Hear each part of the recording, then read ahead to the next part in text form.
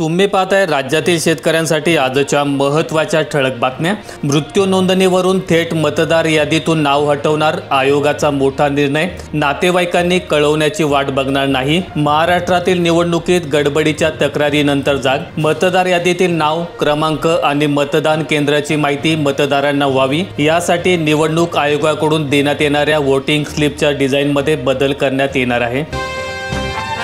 BT बियाण्यांच्या दरवाढीने खरीपात 21 कोटींचा फटका, प्रति पाकिट 37 रुपयांची दरवाढ, शेतकऱ्यांच्या उत्पादनात खर्चात वाढ। सर्व दहशतवाद्यांचा शोध घेऊ, पहलगाम हत्यानंतर अमित शहांचा मोठा इशारा, दहशतवादाविरोधात कठोर कारवाई करणार। आजपासून एक राज्य एक आरआरबी धोरण लागू, 11 राज्यांमध्ये 15 प्रादेशिक ग्रामीण बँकांचे विलिनीकरण। प्रादेशिक ग्रामीण बँका कायदा 1976च्या कलम 23A अंतर्गत दिलेल्या अधिकारांनुसार या आरआरबी एकाच युनिटमध्ये विलीन केल्या जातील। कापूस बियाण्यांची विक्री 15 मे पासून होणार, बियाण्याची बॅग मिळणार 901 रुपयांना, दरात 37 रुपयांची वाढ। अतिवृष्टीच्या अनुदानासाठी आता शेतकरी ओळखपत्र क्रमांक बंधनकारक, राज्य सरकारने 15 एप्रिलपासून कृषी विभागाच्या सर्व योजनांसाठी शेतकरी ओळखपत्र क्रमांक बंधनकारक केला आहे। त्यामुळे आता शेतकऱ्यांना आगामी खरीप हंगामातील नुकसान मदत शेतकरी ओळखपत्राशिवाय मिळणार नाही। राज्य सरकार त्याबाबतचं प्रसिद्ध पत्रक जारी केलेलं आहे। इलेक्ट्रिक वाहन खरेदीवर 20 लाखांपर्यंत सबसिडी, येत्या 5 वर्षांमध्ये 30% ई वाहनांच्या नोंदणीवर भर। नागभीड तालुक्यात वादळी वाऱ्यासह गारपिटीने उन्हाळी धान पिकांचे प्रचंड नुकसान, शेतकरी हवालदिल, नुकसान भरपाई देण्याची शेतकऱ्यांची मागणी। 28% महिला खासदार आणि आमदारांवर गुन्हेगारी खटले, ADRचा अहवाल, 15% महिला लोकप्रतिनिधींवर खुनासारखे गंभीर गुन्हे। पंकजा मुंडेंना अश्लील मेसेज, वारंवार फोनवर त्रास, परळीच्या तरुणाला पुण्यातून अटक। मंत्री पंकजा मुंडे यांना वारंवार अश्लील कॉल आणि मेसेज करून त्रास दिल्याप्रकरणी अमोल काळे या परळीच्या युवकाला पुण्यातून सायबर पोलिसांनी अटक केली आहे।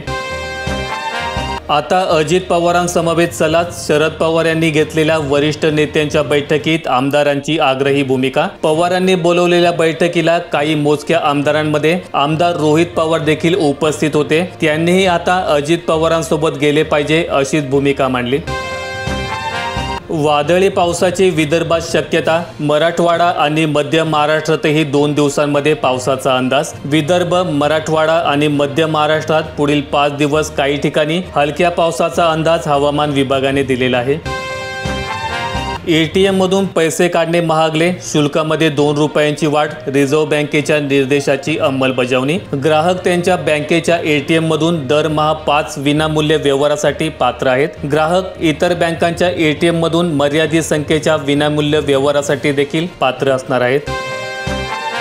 बांधकाम क्षेत्रात पुरुषांपेक्षा महिला कामगार अधिक, पुणे, छत्रपती संभाजीनगर आणि नाशिकमध्ये महिलांची नोंदणी सर्वाधिक।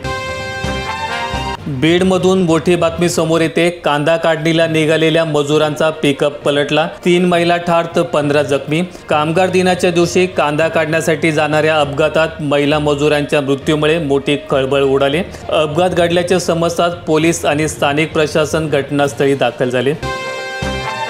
राज्यातील 61,000 आदिवासी घरांच्या प्रतीक्षेत, आर्थिक पाहणी अहवाल, शबरी घरकुल योजनेचे उद्दिष्ट साध्य करण्यास सरकार अपयशी, 1 लाख घरकुलांचे काम प्रगतीपथावर। रब्बी हंगामात विक्रमी गहू खरेदी, ओलांडला 250 लाख मेट्रिक टनांचा टप्पा। पीक विम्याचा फडणवीस पॅटर्न शेतकऱ्यांसाठी अन्यायकारक, हर्षवर्धन सपकाळ यांचं सरकारवर टीकास्त्र। फडणवीस सरकारने सादर केलेल्या नव्या पीक विमा पॅटर्नवर काँग्रेस प्रदेशाध्यक्ष हर्षवर्धन सपकाळ यांनी जोरदार टीका केली आहे। पाकिस्तानच्या जागतिक दहशतवादाचा दस्तावेज केंद्र सरकारकडून जाहीर, शेजारी राष्ट्राचा जगभरातील दहशतवादी कारवायांमध्ये सहभाग असल्याचे स्पष्ट।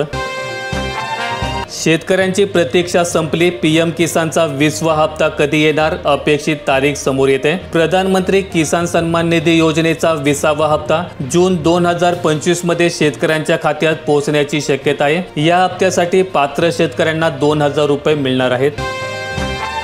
टीओडी मीटरच्या खर्चाचा भार ग्राहकांवर नाही, वीज बिलावर राहणार नियंत्रण. अफवांना बळी न पडण्याचे महावितरणचे आवाहन. महावितरण मार्फत बसवण्यात येणाऱ्या टीओडी मीटरमुळे ग्राहकांना त्यांच्या वीज वापराची माहिती दर तासानुसार उपलब्ध होणार आहे. त्यामुळे ग्राहकांचे वीज बिलावर आणि पर्यायाने वीज वापरावर नियंत्रण राहणार आहे. अमूलच्या दूध विक्री दरात 2 रुपयांची वाढ. उत्पादन खर्च वाढल्याने केली दरात वाढ. प्रति लिटर 2 रुपयांची वाढ म्हणजे अंदाजे MRPच्या तुलनेत 3 ते 4% वाढ आहे. ही वाढ सरासरी अन्न महागाईपेक्षा कमी आहे. तसेच दूध उत्पादनाचा खर्च वाढला, त्यामुळे ही किंमत वाढ करण्यात आली, असं अमूल समूहाने सांगितलं.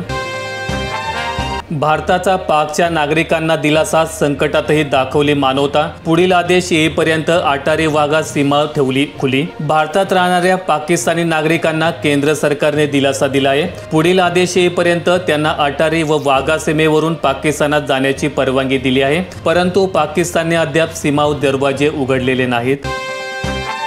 शक्तीपीठ महामार्गाला विरोध. शेतकऱ्यांनी ताकद दाखवली. मंत्री चंद्रकांत पाटलांना घेरलं. शक्तीपीठ महामार्गाला विरोध करणाऱ्या आंदोलक शेतकरी आणि पालकमंत्री चंद्रकांत पाटील यांच्यामध्ये जिल्हाधिकारी कार्यालयात चांगलीच खडाजंगी झाली. संतप्त शेतकऱ्यांनी पालकमंत्र्यांची गाडी अडवण्याचा प्रयत्न केला. मे महिन्यात महागाईचा उकाडा. सिलेंडरपासून दुधाच्या किमतीत वाढ. सर्वसामान्यांना बसणार महागाईची झळ.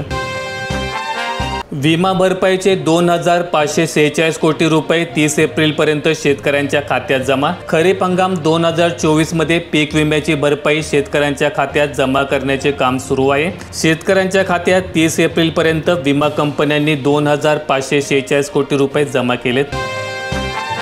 आता पाकिस्तानात वाजणार नाहीत बॉलिवूडची गाणी. भारताच्या डिजिटल स्ट्राईकनंतर पाकची आगपखाड. आता पाकिस्तानमध्ये बॉलिवूड गाण्यांवर बंदी घालण्यात आली आहे. माहिती आणि प्रसारण मंत्रालयाने म्हटलंय, आता पाकिस्तानी FM रेडिओ स्टेशनवर भारतीय गाणी वाजवली जाणार नाहीत. नांगरणीच्या दरात तब्बल 400 रुपयांची वाढ. शेतकऱ्यांना फटका. पेरणी व वखरणीवेळी दर वाढण्याची शक्यता. भाविकांसाठी आनंदाची बातमी. केदारनाथ धामचे दरवाजे आज पुन्हा उघडणार. समुद्र सपाटीपासून 11,000 फूट उंचीवर आहे मंदिर. नेपाळ, थायलंड, श्रीलंका, दिल्ली, काश्मीर, पुणे, कोलकाता आणि पाटणा या ठिकाणाहून आणलेल्या गुलाब आणि झेंडूंसह 54 प्रकारच्या फुलांचा वापर मंदिर सजवण्यासाठी करण्यात आला आहे. 9 महिन्यांनंतर पूजा खेडकरचं दर्शन. म्हणाली, मुख्यमंत्र्यांनीही आईचं नाव लावलं, माझं चूक काय. स्वतःच्या बचावाबद्दल बोलताना ती म्हणाली, मीडियासमोर चुकीची माहिती गेली आहे. मी नाव बदललं, जास्तीचे अटेम्प्ट दिले, दिव्यांग प्रमाणपत्र खोटी दिली. हे सगळी बातमी खोटी आहे.